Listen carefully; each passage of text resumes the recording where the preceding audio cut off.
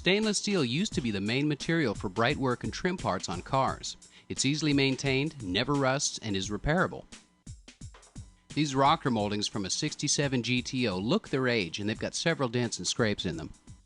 First, I clean off the molding to get a closer look at the surface. Glass cleaner and steel wool work well for this too. There are a couple of obvious dents in them and a little road rash, but they're definitely savable. Even severe damage can be repaired, and sometimes these pieces are irreplaceable or very hard to find.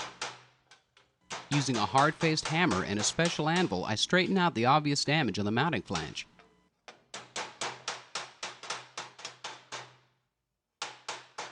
The dent is fixed the same way, using a hammer and anvil to support the metal and slowly work the steel back into its intended shape. Now I'm using a curved-faced body hammer that closely matches the crown of the part, and gently asking the metal to go back where it belongs. Can you see them again? Not really good now. It's a matter of patience and observation, but eventually the damage is smoothed out. Sort of. The basic crown is back in the panel, but I've created high spots with my hammer blows, so I come back again with a pick hammer and work the high spots.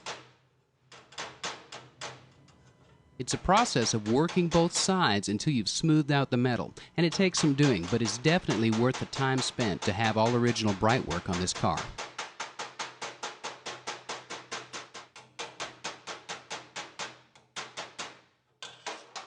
I've got my part mounted with soft-faced jaws in my bench vise, and I use a fine draw file to level the surface a step further. Keeping my repair small, I work on the surface until it shows me where I'm at.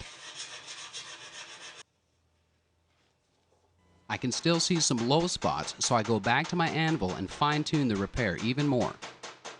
This process takes some time, but it's time well spent and ultimately will pay off, so be patient. When I'm satisfied with this stage of repair, I'll move on to the finishing stages, which include sanding the file marks using progressively finer grits of paper on a DA sander. I'm starting off with 220 again to level off the file marks, and although some people prefer to use wet sanding for these steps, I've found that dry sanding works well too.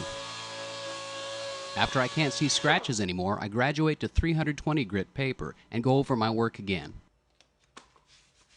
Back on the piece.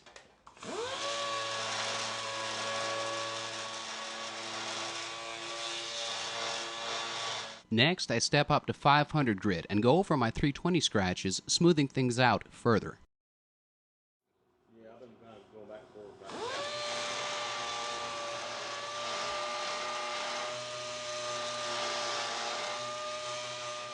Final sanding is done with 800 grit, and I sand until I see a smooth, satiny finish with no scratches showing through.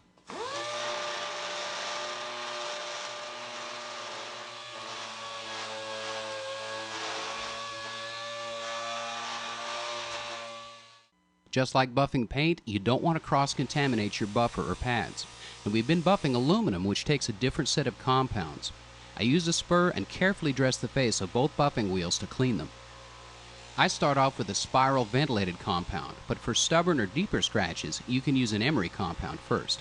I load the wheel with the compound and firmly hold my part 2/3 of the way down the wheel. I apply gentle pressure.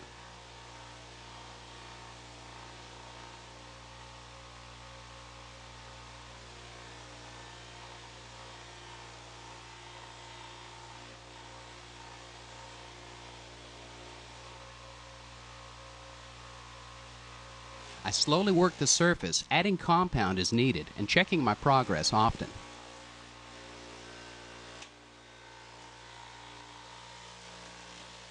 I use different angles to access the repair, while not compromising my buffing position. It's easy to lose concentration and have the wheel grab your part right out of your hands at 3600 RPM, so be very careful when choosing how you hold the part to the wheel.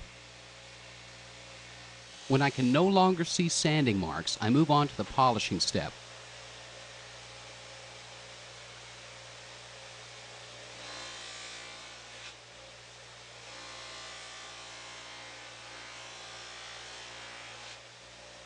This step is where you see the work pay off, and it's starting to look really nice, but polish until your surface is consistent and even.